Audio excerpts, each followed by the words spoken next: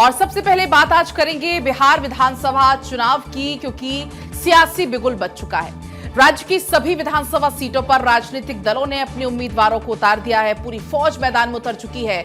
हर विधानसभा seat पर हर प्रत्याशी जोर शोर से चुनावी प्रचार प्रसार में जुटा हुआ है। इसके साथ ही बिहार चुनाव के पहले फेज के नामांकन का समय की सीमा बुधवार को खत्म हो चुकी है। नामांकन समय सीमा खत्म होते ही चुनाव प्रचार प्रसार ने और ज्यादा जोर पकड़ लिया है। दरअसल आपको बता दें, इसी कड़ी में कई राज्यों के सीएम, डिप्टी सीएम चुनाव प्रचार में जुटे हुए हैं। इतना ही नहीं, बल्कि गृह मंत्री अमित शाह ने भी खुद मोर्चा संभाल रखा है। देखिए, गृहमंत्री अमित शाह ने आरजेडी पर कल प्रचार के दौरान निशाना साधा और कहा कि लालू के राज में बिहार में जंगल राज था, लोग डर के साए में रहते थे। आपको सुनाते हैं कि अमित शाह की तरफ से क्या कुछ स्टेटमेंट दिया गया है। बिहार में जो बड़ी बड़ी इंडस्ट्रियां आजादी के वक्त लगी थी, बड़े बड़े कल कारखाने चलते थे, वो धीरे धीरे धीरे बिहार छोड़कर जाने लगे। व्यापारी भी पक कर गए, व्यापार भी पक कर गया, और बिहार के अंदर नितांत अव्यवस्था का शासन 15 साल तक दिखा। वो 15 साल का शासन बिहार को करीब आधी सदी तक पीछे धकेलने का काम किया, और वही जंगल राज फिर नए कपड़े पहनकर, नए चेहरे लेकर, नए स्वरूप में बिहार का जनादेश लेने के लिए आज बिहार की जनता के सामने खड़े। चलिए, आपको बताते हैं कि आज बिहार के सियासी अखाड़े में कौन कौन से मुख्यमंत्री और उप मुख्यमंत्री ने मोर्चा संभाल रखा है। देखिए, विधानसभा चुनाव के मद्देनजर तमाम जो पार्टी हैं वो पूरी तरह से एक्शन मोड में नजर आ रहे हैं। एनडीए की तरफ से स्टार प्रचारकों की लिस्ट जारी कर दी गई है। बताया गया कि कौन कौन से दिग्गज चुनावी मैदान में उतरेंगे और चुनावी जनसभा को संबोधित करने वाले हैं। और इसी के जरिए हम आपको ग्राफिक्स के जरिए भी बता रहे हैं कि आज कौन कौन से जो बड़े नेता हैं, बड़े चेहरे हैं जो प्रचार प्रसार करने वाले हैं। तो देखिए, पीरपैंती औरंगाबाद में केशव प्रसाद मौर्य जनसभा को संबोधित करेंगे। रामगढ़, सासाराम, मोहनिया में भी आज प्रचार प्रसार होना है। प्राणपुर, कटिहार, त्रिवेणीगंज, कोरहा में सीएम नायब सिंह सैनी चुनावी हुंकार भरेंगे। बिस्फी, ढाका, राजनगर में भी सीएम, गोवा के सीएम प्रमोद सावंत चुनावी सभा को संबोधित करने वाले हैं। ये आदरणीय मोदी जी के नेतृत्व में आज देश गति से आगे बढ़ रहा है।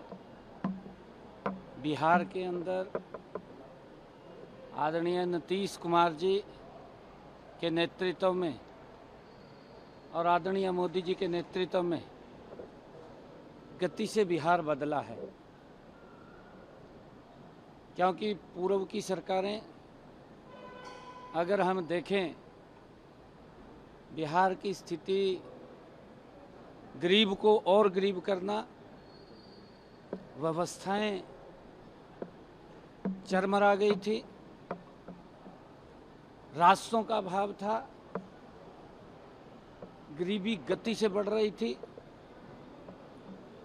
और लॉ एंड ऑर्डर की व्यवस्था अगर आज का युवा हमारा उस दौर को याद कर ले जो वो कांग्रेस और लालू का दौर था, आज भी रोंगटे खड़े हो जाते हैं। और संवाददाता सर्वेश सिंह इस खबर पर अधिक अपडेट के साथ जुड़ चुके हैं। सर्वेश, बिहार में विधानसभा चुनाव के मद्देनजर हम देख रहे हैं तमाम पार्टियां जो कि पूरी तरह से एक्शन मोड में है, लेकिन महागठबंधन में सीट शेयरिंग को लेकर फॉर्मूला तय नहीं हो पा रहा है। दूसरी तरफ एनडीए की तरफ से प्रचार प्रसार जारी है। बिल्कुल, देखिए, एनडीए लगातार धुआंधार प्रचार प्रसार में लग गई है, और एनडीए के तमाम जो राज्यों के मुख्यमंत्री हैं, उप मुख्यमंत्री हैं, वो भी लगातार पिछले 3 दिनों से बिहार के दौरे पर हैं। लगातार उनका तूफानी दौरा हो रहा है, और जिस तरीके से एनडीए ने इस कैंपेन को लिया है, उसमें कहीं ना कहीं एनडीए कैंपेन में एज ले चुकी है, और महागठबंधन अभी तक स्टार प्रचारकों की लिस्ट ही जारी कर रहा है। देखिए, सीटों को लेकर भी महागठबंधन में अभी खासा जो एक तरह से कहें तो गतिरोध उत्पन्न हो चुका है, और अभी तक वो गतिरोध खत्म नहीं हुआ है, क्योंकि पहले चरण के ये नामांकन की प्रक्रिया खत्म हो गई है। लेकिन कई ऐसे उम्मीदवार हैं जिन्होंने आलमनगर से, अगर नवीन निषाद की बात की जाए तो उन्होंने आरजेडी और वीआईपी दोनों पार्टियों से नॉमिनेशन कर दिया है। 4 सीटें ऐसी हैं जहां कांग्रेस और आरजेडी दोनों के उम्मीदवार आमने सामने हैं। 20 तारीख तक हालांकि नाम वापसी की तारीखें हैं, तो अब देखना होगा कि 20 तारीख तक कौन कौन अपना नाम वापस लेता है और किस तरीके से कौन सी पार्टी चुनाव मैदान में डटी रहती है एनडीए के खिलाफ। लेकिन जिस तरीके से प्रचार की अगर बात करें तो एनडीए ने काफ़ी एज ले रखा है। एनडीए लगातार अपने स्टार प्रचारकों को मैदान में उतार रही है और लगातार पिछले 3 दिनों से, चाहे योगी आदित्यनाथ हों, मोहन यादव हों, या पुष्कर सिंह धामी हों, या भजन लाल हों, उसके बाद आज देखिए नायब सिंह सैनी, प्रमोद सावंत, मानिक साहा, भूपेंद्र पटेल, ये तमाम ऐसे मुख्यमंत्री हैं जो लगातार बिहार के दौरे पर हैं। लगातार उनका तूफानी दौरा हो रहा है अलग अलग इलाकों में। यूँ कहें कि उत्तर बिहार से लेकर दक्षिण बिहार, पूरा बिहार, पूर्वी बिहार से लेकर पश्चिम बिहार तक लगातार दौरे हो रहे हैं और लगातार ये लोग वोट मांगने का काम कर रहे हैं। नॉमिनेशन के समारोह में जा रहे हैं और सभाओं को, जनसभाओं को संबोधित कर रहे हैं। तो एक तरह से कहें तो माहौल बनाने में पूरी तरह से एनडीए जो है वो कामयाब हो चुका है। और जिस तरीके से बिल्कुल सर्वेश, हम देख रहे हैं बीजेपी की तरफ से ताबड़तोड़ प्रचार प्रसार किया जा रहा है, दूसरी तरफ से जेडीयू ने भी इसकी शुरुआत कर दी है। लेकिन जो महागठबंधन में छोटे दल की नाराजगी है और कांग्रेस और महागठबंधन में जिस तरह से सीटों को लेकर सस्पेंस है, क्या इसका नुकसान महागठबंधन को चुनाव में होगा? बिल्कुल, देखिए अगर आपस में ही, घर में ही अगर फूट होता है ना, तो उसका फ़ायदा बाहर ही ले लेते हैं। और यही वजह है कि एनडीए ने इस पूरे चुनाव में जिस तरीके से महागठबंधन के अंदर खाने में जो विवाद उत्पन्न हुआ है, उसका फ़ायदा एनडीए को मिल रहा है सीधे तौर पे।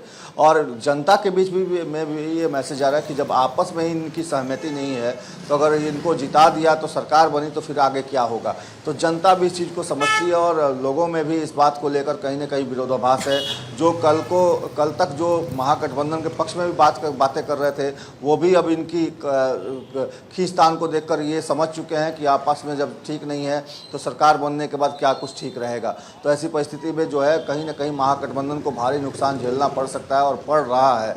उनकी सभाओं में, अगर कोई सभा भी हो रही तो उसमें वहाँ भीड़ नहीं होना, एनडीए की सभाओं में भारी पैमाने पर लोगों की भीड़ और युवाओं की भीड़, महिलाओं की भीड़, ये साबित करती है कि एक तरह से कहा जाए तो महागठबंधन का आपसी गतिरोध उनके लिए जी का काल बन गया है। और निश्चित तौर पे इसका असर साफ तौर पे चुनाव प्रचारों में और उनके उम्मीदवारों के समर्थकों में देखने को मिल रहा है। बिल्कुल सर्वेश, और अब देखना होगा कि किस तरह से जो ये सस्पेंस बरकरार है इसे खत्म किया जाता है। बहुत बहुत शुक्रिया हमारे साथ जुड़ने के लिए। लेकिन आगे भी आपसे कुछ खबरों पर अपडेट लेंगे, बने रहे हमारे साथ। और अब आगे बढ़ते हुए बात करेंगे बिहार विधानसभा चुनाव की ही, क्योंकि महागठबंधन में सीटों को लेकर अभी भी कंफ्यूजन का माहौल बना हुआ है। महागठबंधन में सीटों को लेकर मचा घमासान अब खुलकर सामने आने लगा है। कई सीटों पर सहयोगी दलों के बीच में तालमेल बिगड़ गया है। हालात ऐसे हो गए हैं कि कांग्रेस और आरजेडी जैसे पुराने सहयोगी एक दूसरे के आमने सामने उतर आए हैं। पहले चरण के नामांकन के बीच करीब 8 सीटें ऐसी हैं जहां पर गठबंधन की एकता सवालों के घेरे में है। तो देखिए, महागठबंधन में सब ठीक नहीं है, ये इसलिए क्योंकि जानकारी के मुताबिक बछवाड़ा, वैशाली, गौड़ा, बराम, रोसड़ा, लालगंज और राजापाकड़ ये ऐसी सीटें हैं जहां अब तक स्थिति स्पष्ट नहीं हो सकी है। कहीं कांग्रेस और आरजेडी के उम्मीदवार आमने सामने हैं, तो कहीं वाम दलों और कांग्रेस के बीच सीट को लेकर असमंजस जारी है। सोर्सेज का ये कहना है कि इन सीटों पर अब तक कोई फाइनल लिस्ट पार्टी स्तर पर जारी नहीं की गई है। अब कई ऐसे सीट हैं जहां पर सीपीआई वर्सेस कांग्रेस हो गया, आरजेडी वर्सेस कांग्रेस हो गया। अब देखना कि जो ये फॉर्मूला बिगड़ा है इसे सुधारने की कोशिश अब कैसे की जाती है। सर्वेश लगातार हमारे साथ कनेक्ट है। सर्वेश, कई ऐसे सीट है जहां दोनों पार्टियों की तरफ से आमने सामने उम्मीदवारों को उतार दिया गया है, नॉमिनेशन फाइल कर दिया गया है। तो अब ये जो सस्पेंस है इसे कैसे दूर किया जाएगा? जो सिचुएशन इस वक्त महागठबंधन के बीच है, इसे खत्म करने के लिए महागठबंधन के जो आला कमान है क्या काम कर रहे हैं? देखिए, गौड़ा बराम की जो समस्या थी वो ख़त्म हो चुकी है। वहाँ से जो दूसरे दलों के लोगों ने ये किया था, नॉमिनेशन किया था, उन्होंने वापस ले लिया है। अब वहाँ से केवल वीआईपी कैंडिडेट संतोष सहनी, जो कि मुकेश सहनी के भाई हैं, उन्हीं का नॉमिनेशन फाइल हुआ है और वही अब वहाँ से उम्मीदवार रहेंगे। जाले की बात करें, जाले से कांग्रेस की तरफ से नौशाद आलम को सिंबल मिला था, उनसे सिंबल वापस लेकर फिर ऋषि मिश्रा, जो कि आरजेडी के उम्मीदवार थे, उनको ऋषि मिश्रा को कांग्रेस ने अपना सिंबल दिया और कांग्रेस की सिंबल से वो जाले से चुनाव लड़ रहे हैं। लेकिन बछवाड़ा, लालगंज, ये ऐसी सीटें हैं कुछ करीब 4 ऐसी सीटें हैं जहां पे अभी भी गतिरोध बना हुआ है। कांग्रेस आलाकमान हालांकि इसको दूर करने में और महागठबंधन के आलाकमान इसको दूर करने में लगे हुए हैं और माना यही जा रहा है कि 20 तारीख के पहले वहां से भी जो महागठबंधन के दो दलों ने अगर नॉमिनेशन किया तो उसमें से एक दल अपना नॉमिनेशन वापस ले लेगा, कहा यही जा रहा है। लेकिन अभी तक गतिरोध बना हुआ है, तमाम दल जो हैं इसको लेकर आपस में ही उलझे पड़े हैं और निश्चित तौर पर ये उलझन जो है काफ़ी कुछ कहती है, काफ़ी कुछ बयां करती है, इस नज़रिए से बयां करती है कि इस बात को लेकर स्पष्ट करती है कि आपस में सब कुछ ठीक नहीं है। और यही वजह है कि अभी तक आरजेडी की तरफ से कोई आधिकारिक सूची जारी नहीं की गई, वाम दलों की तरफ से कोई आधिकारिक सूची जारी नहीं की, कांग्रेस ने सूची भी जारी की तो केवल 48 लोगों की सूची जारी की, बाकी अभी अन्य सीटों पर उन्होंने अपनी सूची जारी नहीं की। तो एक तरह से कहा जाए तो असमंजस की स्थिति है। वीआईपी ने भी 6 लोगों की सूची जारी की है, बाकी 15 सीटें उसके पास है, बाकी जो 9 सीटें हैं उस पर उन्होंने अपने अभी तक सूची जारी नहीं की है। तो एक तरह से कहा जाए तो गतिरोध बहुत ज़्यादा है और इसको विवाद को सुलझाने की कोशिश लगातार महागठबंधन की तरफ से हो रही है। हालांकि विवाद अभी तक सुलझा नहीं है। बिल्कुल ये विवाद सुलझा नहीं है सर्वेश, क्योंकि आरजेडी और तमाम पार्टियों की तरफ से आप देखिए चुनाव में जीत के लिए जनता से बड़े बड़े वादे कर लिए गए, लेकिन अभी भी असमंजस की स्थिति है क्योंकि सीटों की जो लिस्ट है वो भी जारी नहीं हुई है। लेकिन कई ऐसे सीटें जहां पर आमने सामने भी फाइट है। अब देखना होगा आगे क्या कुछ डेवलपमेंट होते हैं। बहुत बहुत शुक्रिया इन तमाम जानकारियों के लिए। और अब चलिए आगे बढ़ेंगे, बात करेंगे छत्तीसगढ़ की, जो कभी नक्सलियों का जहां पर बोलबाला हुआ करता था, अब वहां पर एक नया उजाला है। गृह मंत्री अमित शाह की डेडलाइन 31 मार्च 2026। देश से नक्सलवाद को खत्म कर दिया जाएगा। नक्सल फ्री इंडिया की तारीख जैसे जैसे नजदीक आ रही है वैसे वैसे नक्सली आगे बढ़कर सरेंडर कर रहे हैं। बड़े बड़े नक्सली सरेंडर करके मुख्य धारा में शामिल हो चुके हैं। छत्तीसगढ़ और महाराष्ट्र में 2 दिन के अंदर 258 नक्सलियों का सरेंडर एक बहुत बड़ी कामयाबी है। कभी जो लाल गलियारा करीब 200 जिलों तक फैला हुआ था वो सिमटकर महज 11 में हो गया है। नक्सलवाद अब अपनी आखिरी सांसें गिन रहा है। अब पहली बार प्रधानमंत्री नरेंद्र मोदी ने भी इसका जिक्र किया। उन्होंने कहा कि 50-55 साल हुए जिन्होंने दिवाली नहीं देखी थी, वहां भी अब खुशियों के दिए जलेंगे। यह पहली बार होगा जब प्रधानमंत्री नरेंद्र मोदी ने किसी मीडिया चैनल से नक्सलवाद पर खुलकर अपनी बातचीत की हो, अपने विचार रखे हो। प्रधानमंत्री नरेंद्र मोदी ने दो टूक कहा कि बीते 50-55 साल में इस माओवादी आतंक की वजह से हजारों लोग मारे गए। कितने ही सुरक्षाकर्मी माओवादी आतंक का शिकार बने, कितने ही नौजवानों को हमने खोया। ये नक्सली इलाके में स्कूल, अस्पताल नहीं बनने देते थे, जो बने हुए थे उनको भी तोड़ देते थे, बम से उड़ा देते थे।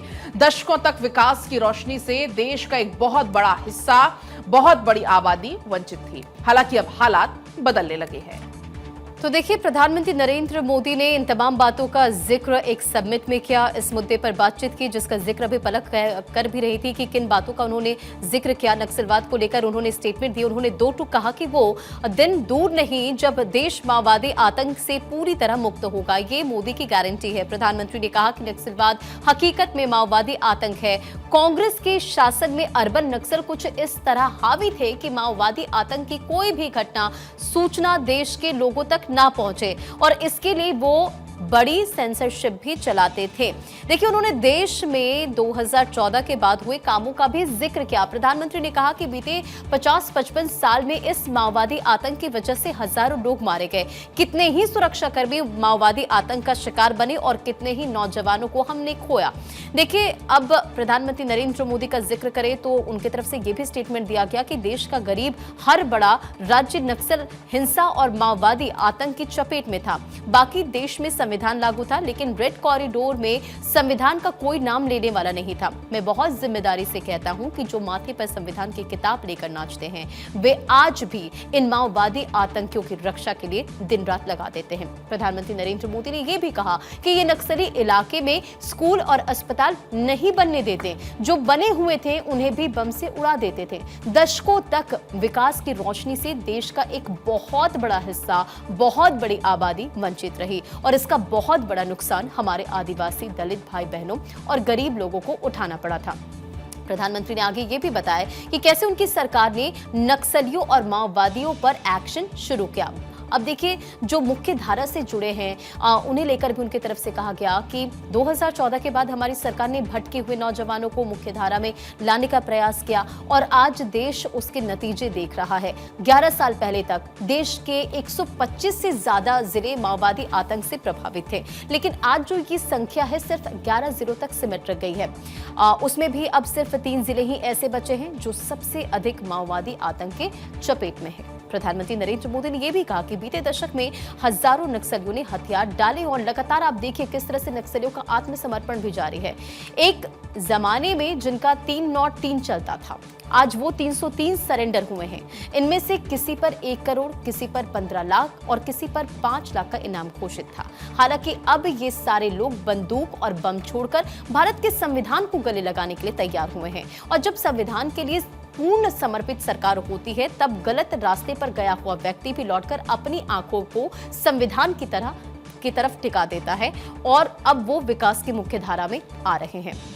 तो इन तमाम बातों का जिक्र प्रधानमंत्री की तरफ से किया गया। पीएम ने यह भी कहा कि जब नेतृत्व बदलता है तो देश की तकदीर भी बदलती है और अगर देखा जाए तो ये हकीकत है।